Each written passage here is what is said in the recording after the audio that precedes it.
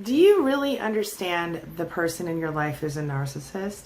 Well, today I'm going to help you understand them just a little bit better by sharing with you 7 different ways that narcissists think. And understanding how narcissists think is going to help you understand better how to deal with a narcissist. All right, so let's get started. My name is Angie Atkinson, and on this channel I offer free daily video coaching to help you discover, understand, and overcome narcissistic abuse in toxic relationships. I like to call it toxic relationship rehab. Does that sound good to you? If so, hit that subscribe button and let's get going. So when you hear the word narcissist, what kind of stuff comes to mind? Do you think arrogant, wait a minute, jerk, rude, disrespectful, cocky, entitlement, thinks they're better than everybody? Sure. These are definitely some of the characteristics that are kind of ensnared with that whole narcissism thing. There's something deeper going on here, and that's what we're going to talk about. It's a lot more than just that whole fake, exaggerated self-opinion, self-identity. So here are the 7 things that I want you to know today about narcissists that they probably wish I wouldn't tell you. Number 1, narcissists only have a certain amount of self-worth, and it's all connected to just one thing. Whether they know it or not, their self-worth is completely conditional, okay? What is it conditional upon? What do we need to know what makes a narcissist feel good about him or herself or not? They have these if-then statements, all right? So, for example, if I think I'm better than you, then I feel good about myself. If you agree with what I say, then I feel good about myself. If you tell me that I'm amazing, then I feel good about myself. That's how a narcissist thinks. Do you understand? So if you decide that you're going to tell a narcissist that they're not perfect in some way, or that they've done something to hurt your feelings or make you angry, then they don't feel good about themselves. And what does a narcissist do when a narcissist doesn't feel good about him or herself? They go to the narcissistic injury, to the narcissistic rage. They begin to torture you for their negative feelings. That's when you once again become the emotional dumpster, you see? Don't misunderstand me here. The fact is that every freaking human on the planet wants to feel good about him or herself. To some extent, we are all sort of pushed by our desire to please people in the world, and you and I probably know that better than most people because of the fact that we have become people pleasers after being either raised or in long-term relationships with or by narcissists. However, while we might feel a certain amount of upset or lack of self-esteem if we are attacked by someone in the world, a narcissist has a whole different way of dealing with that. We might feel sad and, eat some extra ice cream or, have an extra drink or something bad like that to deal with it. A narcissist, though, they literally almost need to feel exceptional. That's why they become the bullies in the schools and sometimes in adulthood. That's why they put people down so often, because it helps them feel better about themselves. While you and I might feel good about ourselves by standing next to people who are the best, the narcissist wants to stand on the shoulders of other people in order to feel like they're the best, see? Or the heads, maybe, of other people. That's also the same reason that narcissists feel like they need to tear you down if you disagree with them. That's why they take it so personally if your opinion is different than theirs about anything. They might be personally offended that you don't enjoy a movie they enjoy. And it's not because they have a problem with the fact that you don't enjoy the movie. It's the fact that you disagree with their opinion. You see the difference there? So instead of actually saying, okay, so we just have a different opinion about this movie, they're going to take it really personally, and that's how you end up in a lot of arguments when you're with a narcissist. You feel me on that? Let me know in the comments below. All of that leads me to number 2. A narcissist needs to be validated at all times. And that's why you can't just expect to give them a single compliment and have them like you forever. If you're going to deal with a narcissist and you're going to do so successfully, you're going to have to be ready with the compliments on the regular. Be aware of that. The next thing is that narcissists are motivated by a fear of everything. It's a huge fear. It's not a fear of everything. It's a huge fear. It's a fear that helps them to stay scared at all times. And this seems confusing because narcissists seem like the most entitled creatures on earth, and what could they possibly be scared of? Well, here's what they're scared of. They're afraid that they're not good enough. Yeah, that they're not worthy, that they can't deserve love. And the truth is that most of them would never acknowledge or admit to this because it's so deeply ingrained in themselves that they don't even know it's there. It's like a thing that happened in childhood because they have an abandonment issue, they their parents weren't kind to them, their parents ignored them or neglected them, or got worse, abused them. And I'm not trying to have empathy for a narcissist here. I'm just explaining to you how their minds work, all right? That's why one win is never enough for a narcissist. If a narcissist is going to feel good about him or herself, he or she needs to be able to win and win and win. And if one time they lose, they're the worst losers you ever saw. They'll get super offended if they lose a board game or a video game. Whereas we will be like, well, that was fun, let's play again, or whatever. They get mad, they get upset. You ever play cards with a narcissist? It never goes well unless they win every hand. Number 4, why do narcissists get so angry all the time? Well, here's a little secret for you, my friend. Narcissists, they can't handle other emotions. So they focus on anger in order to not feel other stuff. It's a protection mechanism. It helps them to not be sad, to not be depressed as much. And it is very associated with the fact that they have that conditional self-worth we mentioned back in number 1. Narcissists are black and white. That's number 5. I'm not talking about race here, my friend. I'm talking about perspective. They don't see things as, they don't see a gray area in the world. It's either yes or no. It's either up or down. There's no in the middle. It's all or nothing. Narcissists are all about one way. Someone is either nice or they're evil. Someone is either good or bad, loved or hated. You see, there's no middle ground for a narcissist. The narcissist, this is number 6, the narcissist sees him or herself as special and different than everybody else. Not only that, but that gives them the right to create their own rules and to change them at any given moment. So look, everybody in the world has their own ideas on how people in the world should act, right? But the difference here is that a narcissist's rules in their minds are written in stone, i.e., they cannot accept anything less than whatever they demand in the world.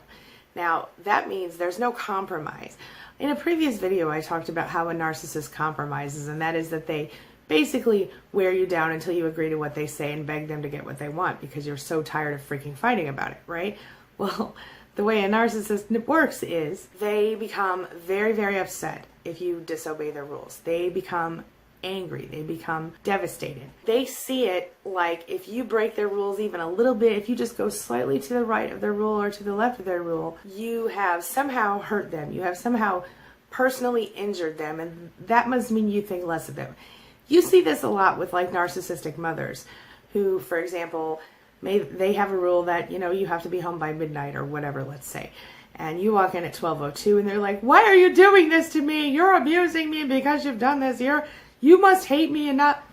The point is, a narcissistic mother will intentionally, it feels like, intentionally take it very personally if you break one of her rules. And this is also the case with a narcissistic spouse. Be aware of that. The reason they get so angry is because it makes them think that if you break one of their rules that you should very well know by now, you must think less of them. You must think they're not good enough, or anyway, it brings you back to their main fear. Number 7, you really shouldn't take a narcissist's behavior personally. What the hell am I talking about? Because obviously everything they're doing is directed at you and aims to hurt you at such a personal level, right? Well, here's the deal. The thing that you have to remember, it's never really about you. It's always about them and their little tiny baby ego, okay? It's a little egg, their ego, a little fragile china egg. And they walk around carrying it around on their finger like this. You see what I mean? The ego is what makes the narcissist do the things he or she does. And because of the fact that a narcissist is directly affected by stress, and their little ego gets a little crack in it whenever they feel stress, they get extra protective of the ego during that time, you see? So they start to feel like you're taking advantage of them if you ask them to take out the trash. Or they start to think that somebody at work is hurting their feelings or being rude or disrespectful because they've got a lot to do on their plate at work and they don't see how they can do it. Once again, all of this goes back to the fact that they worry they're not good enough. Is there anything that you can do? Is there anything that you can do to help a narcissist, to change their behavior? Look, if you're stuck with a narcissist, if you can get away, okay? If you can't get away and you have to deal with a narcissist, here's a little tip from me to you. Do your very best to avoid hurting their feelings. Think about the fact that their ego is so tiny and small and fragile. Do whatever you can to build it up. This doesn't mean that you won't get abused, my friend. This just means that it might happen a little bit less often. Not the greatest story, not the greatest thing, but the truth. The truth is, to deal with a narcissist, you must cater to their ego. You must never ever criticize them directly, and if you do, you better be real creative about how you do it and make them think that you're not criticizing them. For example, I told someone in a live chat the other day, they were saying, well, how do I get my narcissist to not let my little 2-year-old daughter use fireworks? I feel really scared about that. And then I said, well, maybe you could forward a video or an article about someone who did use fireworks with their little child who was hurt. And then you could say something like, I'm so glad that you're such a good dad and you don't have to worry about that. We don't have to worry about that because I know you're so protective of your daughter. You see, because then what you're doing is you're like telling them that they're already awesome and amazing and that you know this. And here's an example of somebody who isn't as awesome or amazing as them. You see what I'm saying? That's how you deal with a narcissist if you must. It's time for the question of the day. The question of the day is, do any of these things sound familiar to you? And what would you add to my list of things that narcissists think about? The ways that narcissists think. Share your thoughts and your experiences in the comments below and let's talk about it. All right, that's all I've got for you today. Thanks so much for being a part of my day and a part of my life. And hey, thanks for letting me be a part of yours. It really does mean a lot to me. I'll see you soon. It's my mission to teach others what I know to be true. You really can create the life you want. Take care of your body, take care of your soul, nurture the real you, and introduce him or her to the world. Be comfortable in your own skin and in your place in this world. Take your spot, take it now, and the universe will take its cue from you. You feel me? If so, subscribe to my channel. Let's get it done together. You've been walking on eggshells for a while now, but it doesn't seem to matter to your narcissist. He or she is no longer even polite to you, much less kind. You often wonder, what happened to that person that you met? Nothing you do, say, think, or feel is acceptable. And the narcissist? Make sure you know it. Everything that you do elicits the same response: anger, irritation, justified rage, or maybe just nothing, indifference. If you call them on their bullshit or you prove them wrong, watch out. That's when they'll go ballistic and dig deep to hurt you. This, my friend, is the devalue phase. That's what we're talking about today at queenbeing.com. Let's get started. My name's Angie Atkinson, and on this channel I offer free daily video coaching to help you discover, understand, and overcome narcissistic abuse in toxic relationships. I like to call it toxic relationship rehab. Does that sound good to you? If so, hit that subscribe button and let's get going. Being in a relationship with a narcissist is a whole lot like being on a roller coaster. Sometimes you feel absolutely cherished and loved and adored. Other times you kind of wish you were not there, or you feel like you're no better than the dirt on the bottom of somebody's shoe.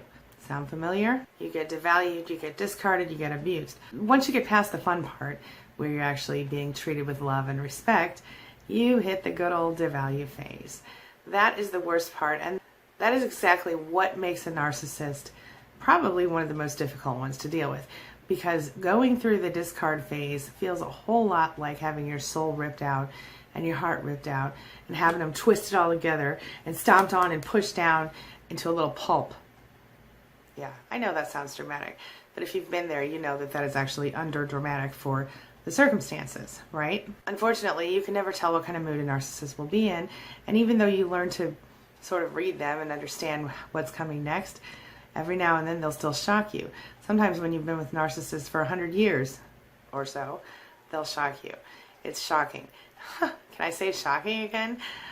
Anyway, my experience has been that narcissists in the discard phase, in the devalue phase, are the worst ones.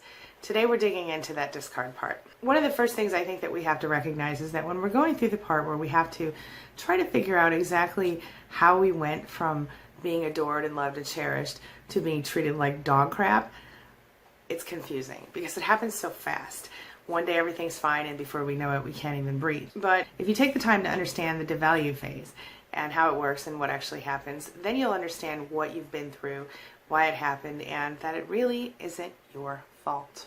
So essentially, the devalue phase will begin right about the time the narcissist feels like they've really got their hands on you, like they really win. They know that they've got you in their clutches, as it were, and that's when they'll start to devalue you. You've got to know that narcissists generally don't see you as anything other than a supply or an extension of themselves. They don't see you as a whole person. As we've previously discussed, the narcissist generally has 3 phases in a relationship, and this is true in just about every relationship they have in varying iterations. The first one, as you probably remember, is the idealization phase or the love bombing phase, and that's when you're held up on that pedestal and treated like you're worth something. And then we head over to the devalue, and often it keeps on cycling through. So today we're going to start to dig into the devalue phase, like I said, and we're going to discuss specific emotions that are involved with that and the kinds of behavior that you can expect, and the part of the cycle that I believe is the most painful, the devalue and the discard. All right, but we're going to focus primarily on devalue. Back to what we were discussing at the very beginning of this video. While you're walking on eggshells, you often find yourself feeling like you're worthless, right? The narcissist will insult you. The narcissist will pick at your most painful psychological wounds. Anything they know for sure that will hurt you is fair game. There's nothing off limits. And anything that upsets the narcissist or hurts the narcissist, they'll make sure that it's your fault and that you know it for sure, in no uncertain terms. They'll tell you that you deserve the treatment they're dishing out and make sure that you feel that right down to your bones. They'll make it clear that you're not important, you're not worth their time. They'll say they don't respect you right to your face sometimes. They'll minimize you as often as possible. And anything that really matters to you is clearly a waste of energy and time, according to them. Meanwhile, you're over here teetering on a precipice, somewhere between emotional numbness and deep down anger, and then there's hope somewhere in that little triangle. You hope that this soul-crushing phase will end soon. But every time you get your hopes up for more than a minute, you're quickly brought back to reality when the narcissist next spits venom your way, uses you for an emotional dumpster once again. Sure, you learn to stop being directly affected. Sure you do. You gray rock, you learn all the things. You find a place to go in your head maybe. You literally zone out when the narcissist starts raging on you. Of course, if the threats and the fear tactics don't work, the narcissist might shift into victimhood. That's when they stop being actively aggressive and start going for the passive aggressive stuff. Always so much fun, right? This could involve gaslighting and a whole bunch of other sneaky forms of manipulation. That often leads to the silent treatment, one of a narcissist's go-to tools. They'll ignore you, they'll withhold affection, they'll call you crazy for trying to fix it. In the end, the narcissist might leave you, temporarily or permanently, or the cycle might begin again. Many narcissists go back to the courtship phase following the discard phase. You, my friend, you're left reeling.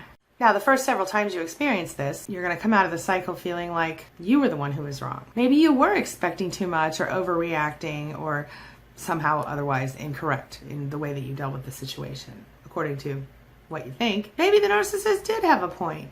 And then that's when you've got a choice to make, my friend. Do you stick it out or not? In your head, you know that a narcissist can change his or her ways just about as easily as a zebra can change his or her stripes, right?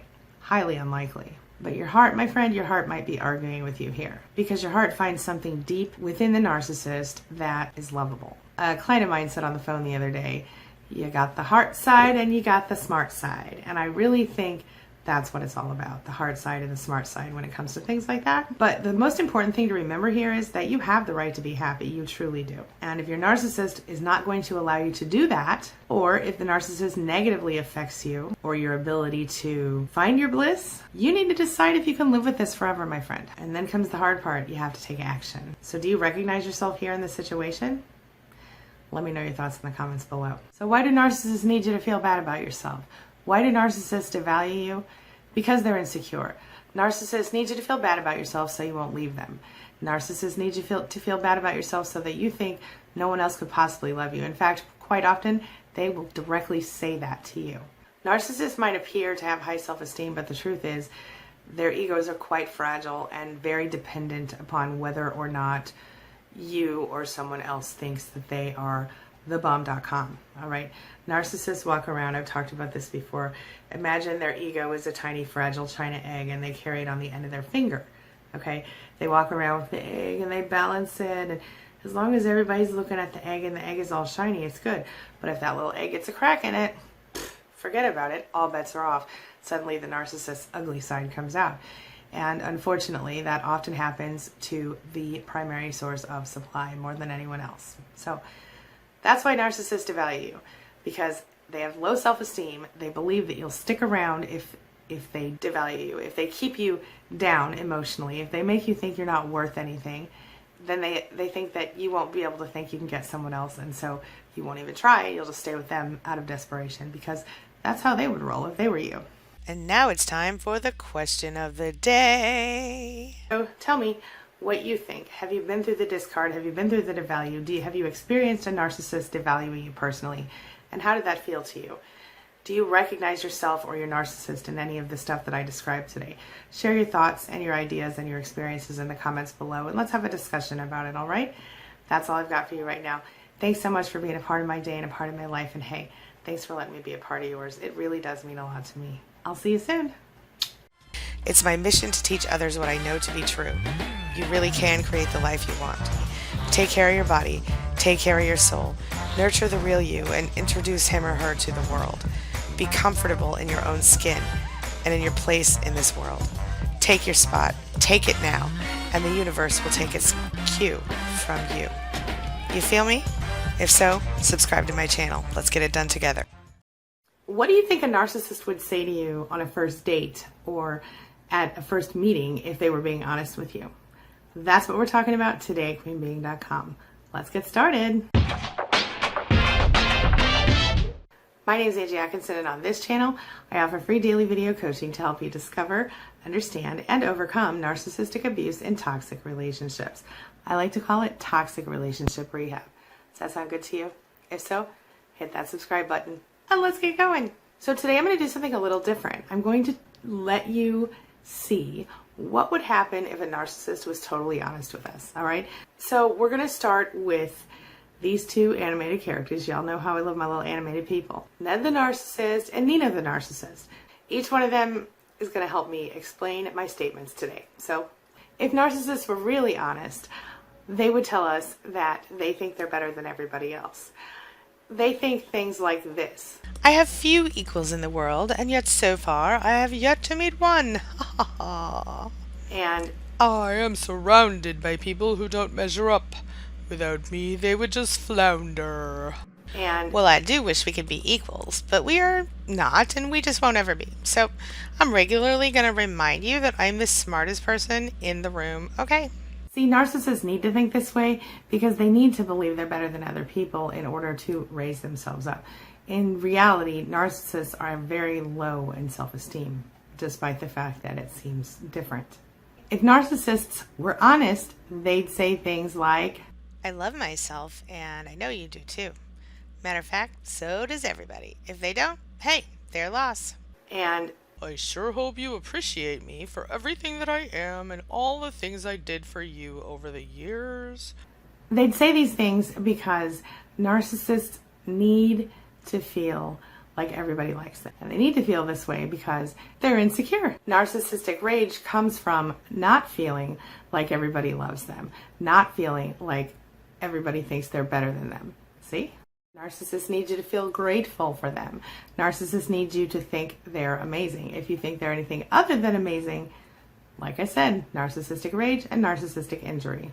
If narcissists were honest, they'd say things like, I appreciate that there are rules and obligations, but those mostly apply to you because I don't have the time or the inclination to even think about that stuff. Okay. Narcissists, they don't think they need to follow the rules, my friend. In fact, they almost always think they're somehow immune from the rules or different than everybody else and better than everybody else. They're not really subject to the same rules and regulations as everybody else. If narcissists were honest, they'd say things like, I have no need to apologize.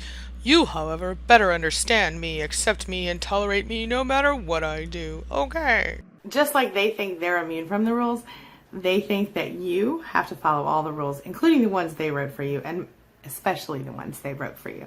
If narcissists were honest, they'd say things like, I expect you to be loyal to me at all times, no matter what I do. However, do not expect the same stuff from me. Okay. Narcissists expect complete and utter 100% without question loyalty from you. You should trust them blindly and you should just give them whatever you have without reservation. But they won't do the same for you. In fact, they'll do the opposite for you. And quite often they'll end up projecting their own bad qualities onto you and blaming you for them. If narcissists were being honest, they'd say things like, well, I expect you to be interested in the things that I've achieved and in what I have to say, but me, I don't need to be interested in anything about you, and I won't be, and what you've achieved don't care about that either, so just don't expect a whole lot of curiosity from me, okay? They want you to be interested in everything about them to the point that you're like their personal fangirl or fanboy, but they won't even pretend to be interested in anything having to do with you unless it's directly connected to or affecting them. If narcissists were honest, they'd say things like, I might seem arrogant and haughty sometimes, but I'm okay with it. I just don't want to be seen as being anything like you, 'cause ew. and I'm not manipulative. I just like to have things done my way, no matter how inconvenient it is for you, and no matter how it makes you feel. Sound good? And that's because they're very self-centered, they lack empathy, and they think they own the world. They think the world owes them something, and you, my friend, guess what? You're part of the world. If narcissists were honest, they'd say things like this. I'll always criticize you, and I will expect you to accept it. I will never, ever allow you to criticize me, and one more thing, I never forget, and I never forgive. And that's because they lack empathy. They don't care how anybody feels but themselves. All of this leads me to the question of the day. And the question of the day is, if narcissists were honest, what do you think they would say? Share your thoughts and your ideas and your experiences in the comments section below. That's all I've got for you right now. Thanks so much for being a part of my day and a part of my life. And hey, thanks for letting me be a part of yours. It really does mean a lot to me. I'll see you soon. It's my mission to teach others what I know to be true. You really can create the life you want. Take care of your body, take care of your soul, nurture the real you, and introduce him or her to the world. Be comfortable in your own skin and in your place in this world. Take your spot, take it now, and the universe will take its cue from you. You feel me? If so, subscribe to my channel. Let's get it done together. How does a narcissist test their victim? What do narcissists look for in a victim? How do they kind of run the little tests before they decide who they're into? That's what we're talking about today at queenbeing.com. Let's get started. My name's Angie Atkinson, and on this channel I offer free daily video coaching to help you discover, understand, and overcome narcissistic abuse in toxic relationships. I like to call it toxic relationship rehab. Does that sound good to you? If so, hit that subscribe button and let's get going. Would you agree that it's safe to say that we could call a narcissist, at least a toxic narcissist, sort of an emotional stalker, somebody who looks for people who they can easily manipulate and control? And if I said that to you, would it offend you because you are also someone who's been with a narcissist? Let me say this first. I have also had narcissists in my life and been abused by them, and I consider myself intelligent. So don't think that I'm in any way trying to take away from your intelligence or your ability to stand up for yourself in this case, okay? But the fact is, there are certain qualities that a narcissist looks for in a victim, and that's what we're talking about today. They choose victims, and then they go on to charm them, seduce them, push them, mold them, put them into their little victim box, right? Narcissists, because they're not capable of normal human love, they love people for what they do for them as opposed to who they are. One of the things that they do is they feel very angry and frustrated at people who enjoy life because they, even though they seem to enjoy their lives, generally don't. Of course, I'm not talking about specifically material things. A lot of narcissists have plenty of material things. Not all of them, but a lot of them do. I'm talking about deeper things like empathy, like sensitivity, like goals, creativity, different things that you want to do with your life, passions. A lot of the time, narcissists will go after someone who have a strong passion or a strong fire inside of them. But as we all know, narcissists have a way of switching from the amazing, light-seeming, fun to be around person that we first met to becoming incredibly critical, very dismissive of people they claim to love. And of course, this just feeds our confusion and our self-doubt, right? So I'm going to go over a few traits that narcissists typically look for when they're dealing with finding a new victim. All right, let's just go right through, shall we? One of the first qualities a narcissist will look for in a victim is someone who might have some vulnerability, someone who has had previous experiences that were negative in the whole human field. Let me just give you an example from television, okay? If you've ever seen the show called How I Met Your Mother, there's a character on the show played by Neil Patrick Harris called Barney Stinson. This character, while he's hilarious, and I can't deny enjoying him because he's so outrageous, and because I know in real life NPH is gay and he plays such a good womanizer on the show, this character, though, is the epitome of a narcissist. So one of the things that Barney Stinson looks for in a woman is what?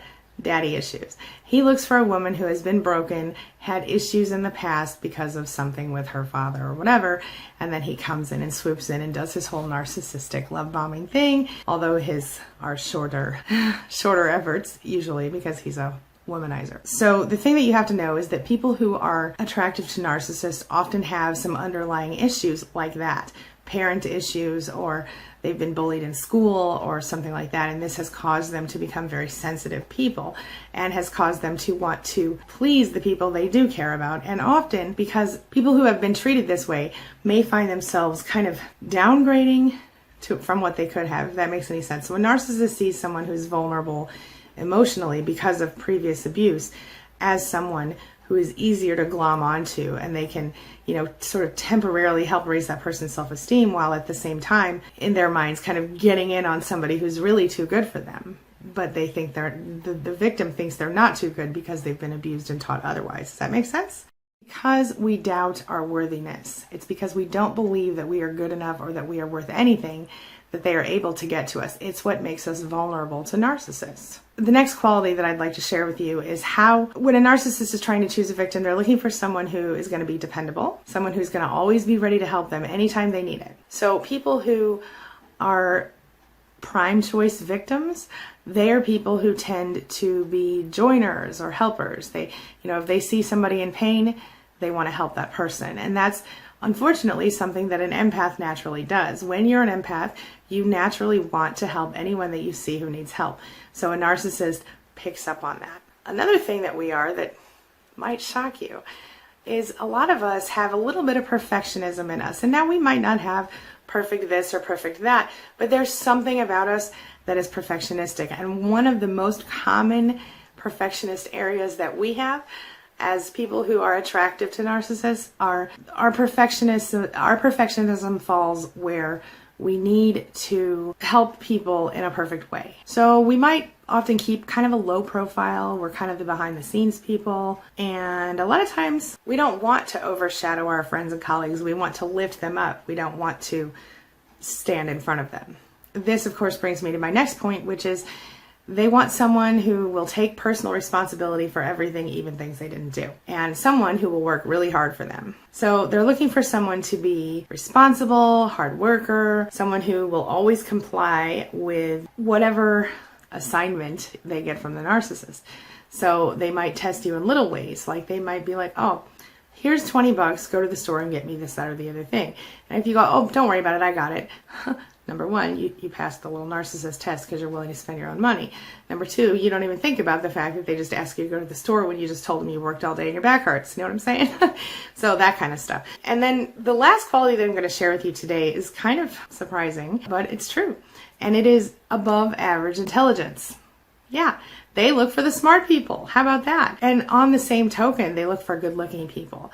Now, I know you're like, I'm not good-looking. Well, you know what? You are good-looking, and even if you don't think that you're good-looking, someone does. The point is, narcissists look for very smart, intelligent, bright lights. They look for people who are very skilled, very trained, very focused. People who, have enthusiasm. People who are passionate. People who have a lot to say, a lot to do. People who other people are attracted to. Okay? Narcissists don't want to be with someone who can walk around looking freaky or scary or weird. They want to be with someone who makes them look good. And if you have high intelligence and you have, a cheery personality and blah, blah, blah, blah, blah, you're perfect for a narcissist. So I know you're sitting here and you're going, well, I'm tired all the time and I'm exhausted and I'm depressed and sad and I don't do my hair anymore or whatever. Well, that's because you're with a narcissist, honey. You have to give yourself a minute and you have to think back to what you were when you met the narcissist. They may have taken you from feeling really good about yourself to feeling really bad about yourself, but somewhere inside of you, there's a person who is beautiful and bright and intelligent and smart and ready to move forward in her life or his life. And if this is you, this is why you were chosen by the narcissist. You have to remember, narcissists are always looking to feed their ego. They want attractive people. They want to get a prize or a trophy person. They have very little respect for weakness. And honestly, they have no interest in someone that just anyone could get their hands on. They want someone that they have to reach up to get. They don't want to reach forward. They don't want to reach down. They want to reach up. Do you understand what I mean? Narcissists are always looking for a better supply, even when they found someone amazing. That's not your fault. It's nothing to do with you. It's not that you're not a good supply. It's just that maybe you have too much independence for them, too much self-respect. The narcissist needs other people to be envious of the person they obtain as their supply. That's why a lot of times they come on real strong in the beginning and they offer you this romance like you've never seen before. It's the love bombing phase. And that's why a lot of times when you get with a narcissist, one of the things that you hear over and over again is, oh my God, they're too good to be true, because they are my friend. So once a narcissist picks their target, they'll stop at nothing until they get that person. The bigger the challenge, the harder they'll work. And the more they trash you, the more they tear you down, the more once they've obtained you, they're mad at you for making them work that hard if you're a hard to get type of person. Here's the biggest thing. The ultimate ego boost for a narcissist is to take someone who's independent and self-sufficient, strong, and make them completely dependent, completely controlled. Of course, if you dump the narcissist after all of that, it just makes them try harder. And every single time they convince you to take them back, it's sort of like another little notch in the little narcissist's belt. Just remember, you don't deserve it. It's not your fault. Now that you know how a narcissist tests their victim, you know what you need to do to fix it, don't you? What you need to do is have confidence, love yourself unconditionally, and accept nothing less than you deserve. If you don't know what you deserve, sit down and think about it for a while and try to figure out what your deal breakers are in a relationship. What will you accept? What will you not accept? That's the question of the day today. What are your deal breakers going to be from now on in a relationship with a person, so that you know for sure that you're not allowing yourself to be taken advantage of or abused? Share your thoughts and comments in the comments below, your thoughts and experiences in the comments below, and let's talk about it. All right? That's all I've got for you right now. Have a wonderful day. Thank you so much for being a part of my day and a part of my life. And hey, thanks for letting me be a part of yours. It really does mean a lot to me. I'll see you soon. It's my mission to teach others what I know to be true. You really can create the life you want. Take care of your body, take care of your soul, nurture the real you, and introduce him or her to the world. Be comfortable in your own skin and in your place in this world. Take your spot, take it now, and the universe will take its cue from you. You feel me? If so, subscribe to my channel. Let's get it done together. If you've ever been with a narcissist, or you're with one now, you know that there's a cycle of relationship abuse that happens. First, you have your love bombing or your idealization phase, and then you go through the devalue and the discard, and it's an ongoing cycle, and often it continues for years in that way, right? Well, there are certain things that narcissists will say to keep you hanging around, and that's what we're talking about today at queenbeing.com. Certain things that narcissists say to keep you hanging around. So let's get started. My name's Angie Atkinson, and on this channel I offer free daily video coaching to help you discover, understand, and overcome narcissistic abuse in toxic relationships. I like to call it toxic relationship rehab. Does that sound good to you?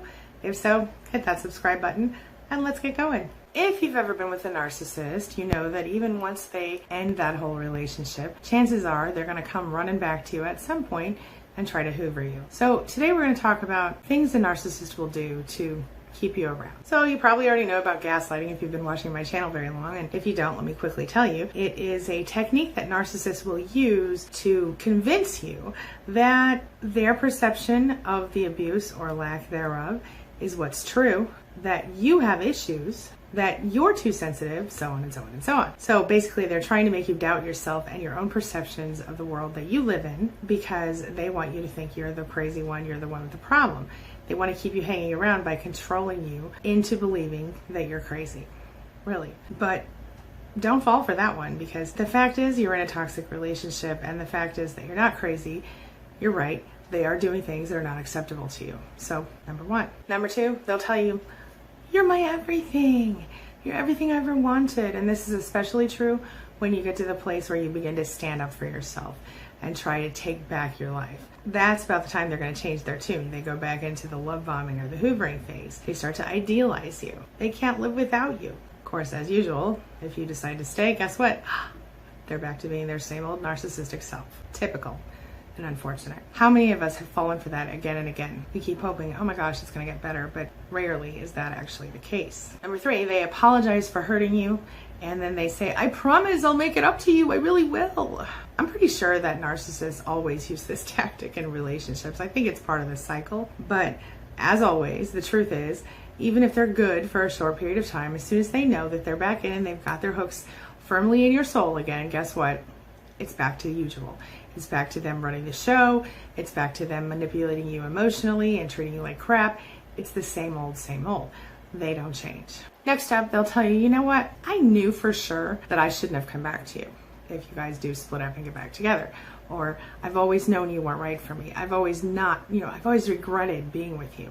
And it's, and you're thinking to yourself, well, how is that a tactic to keep me around? Even though it feels like the narcissist is discarding you, there's like this part of your subconscious that needs to prove them wrong. You want to prove them wrong. And so you do everything you can to make it work. You do all the things you're supposed to do. When they say you're too picky, you have no opinion anymore. If they say you're too jealous, you accept it when you watch them flirt with other people, and you tell yourself that that's normal and healthy. Or you walk in on them, looking at porn or something, and you pretend that it's okay with you, even though it isn't. Or you catch them, shopping and buying all the things and spending all your money, and you're like, well, what? I told you, we agreed that you weren't going to spend all my money anymore. And then you're supposed to pretend that everything's okay. You try to redeem yourself in order to prove to them that you are in fact good enough for them, that you are in fact the person they should be with. All this proves to the narcissist is that they're the awesome, amazing person they thought they were, and that they're superior to you, and that clearly everything is your problem. They see you attempting to win them back as you being weak, you thinking they're so amazing that they're worth putting up with that crap for. And then they pick up on those feelings of you feeling inadequate, invalidated, etc. And guess what? Back to manipulation, back to gaslighting, back to abuse. Don't fall for it. Next up, they'll be like, hey, let's just be friends. Now, I did a whole video on this the other day, so I'm not going to go into all the details, but basically, if a narcissist says, hey, let's just be friends, that means, hey, let me keep you in my circle of supply so that when I need you again for whatever I use you for, you'll be there and you'll like it. Don't fall for that. It's not good. Doesn't work. Next up, if a narcissist cheats on you, they'll say something like, hey, we were on a break. You guys remember that episode of Friends where Ross was like, we were on a break after one day of being broken up or whatever. They'll say, I don't love that person. I was just with them because I was thinking of you the whole time. Cheating is cheating. And for me, it's a deal breaker. So if it's a deal breaker for you, don't fall for that crap. Another thing narcissists will say is, hey, let's go to counseling. Number one, that sounds great. And you're like, oh my gosh, this could really work. Here's the fact. They have abused you. They have ignored you. They have devalued you. They have invalidated you. They have treated you like crap. And when you go to the counselor, there is a percentage of a chance that the counselor will see right through them and tell them so, and in which case you can expect the narcissist to go, that counselor sucks, let's leave, or let's not go back there. If they don't see through them, then chances are they will engage in unintended victim blaming. So be careful. Narcissists will also use the therapist situation to triangulate you. They will want you to feel not good enough. They will use the therapist to teach you that you don't deserve to be loved the way that you want to be loved. The therapist may end up telling you, maybe you could just lighten up a little bit, because they use this as an opportunity to prove you wrong and prove them right. And gaslighting, manipulation, nothing is beyond them. And because some therapists aren't familiar with NPD and may not recognize the abuse, you may end up being the victim, and the narcissist may end up, the narcissist may victimize you further through these counseling sessions. So be aware of that, be careful. I have a video on how to choose a therapist that understands narcissistic abuse, so keep that in mind as well and take a look at that. Quickly, just to read, sort of define hoovering. It is a technique that was named after the famous vacuum cleaner company, and it's one of many common tactics that narcissists use to get us back or keep us around. So it's when they kind of suck us back in. They suck us back into the relationship or some version of that. Often it starts pretty innocently, it's kind of subtle, but the main reason for this particular technique is to regain control of you, of the supply that they're reaching out to and hoovering. It usually starts after the devalue and the discard phases in the abuse cycle, or when the silent treatment has stopped giving the narcissist some sort of weird pleasure, and when they're ready for more supply from you, the narcissistic supply of choice, at least at that moment. It might start when you leave the narcissist and they fear you won't return, or it might start when you threaten to leave the narcissist. The idea here is the narcissist wants to establish, maintain, or reestablish contact with you in order to get that narcissistic supply that you're so good at providing. It's pretty dangerous because once a narcissist, like I said, once they get back into your good graces, you'll be love bombed, hear the promises of days ahead that are going to be better, everything's going to be wonderful, and sadly we all know it doesn't last. What happens is, what I just told you, they start this cycle. So now that you know what it is, how do you deal with it? First of all, don't take the bait, because if you do take the bait, you might end up allowing the narcissist to continue to cross your boundaries for the rest of your life. Listen, don't stop taking care of yourself in favor of the narcissist's needs, okay? And I'm going to give you 10 quick guidelines on what you can do to avoid being hoovered back in. Number 1, do not let your boundaries be changed. Do not let your boundaries be broken during the hoovering phase. It's really easy to give in, so please just don't do it.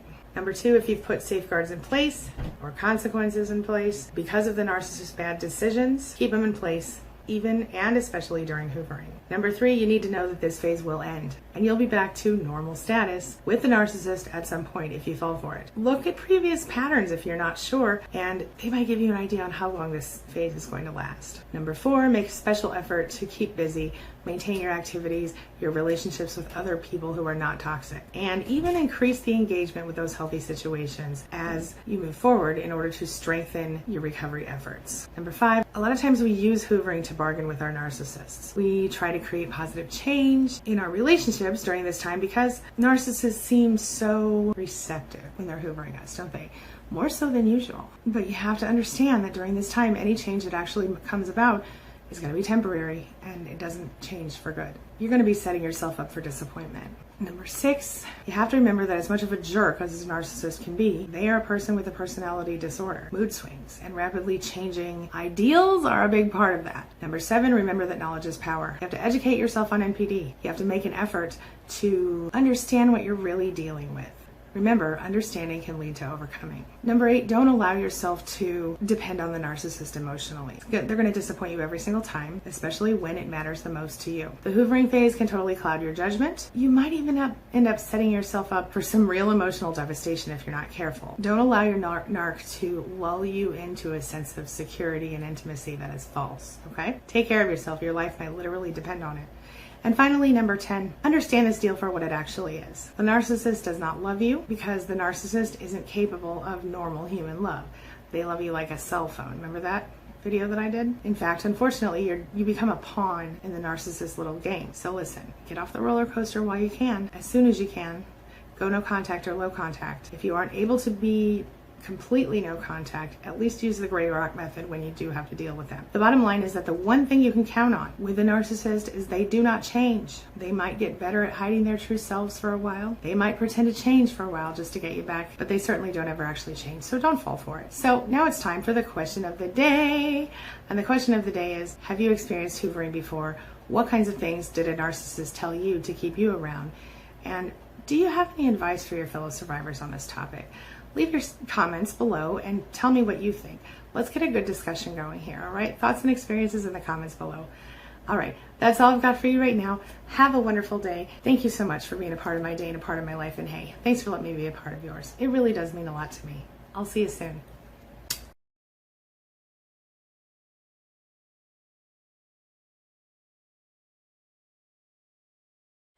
It's my mission to teach others what I know to be true. You really can create the life you want. Take care of your body, take care of your soul, nurture the real you, and introduce him or her to the world. Be comfortable in your own skin and in your place in this world. Take your spot, take it now, and the universe will take its cue from you. You feel me? If so, subscribe to my channel. Let's get it done together.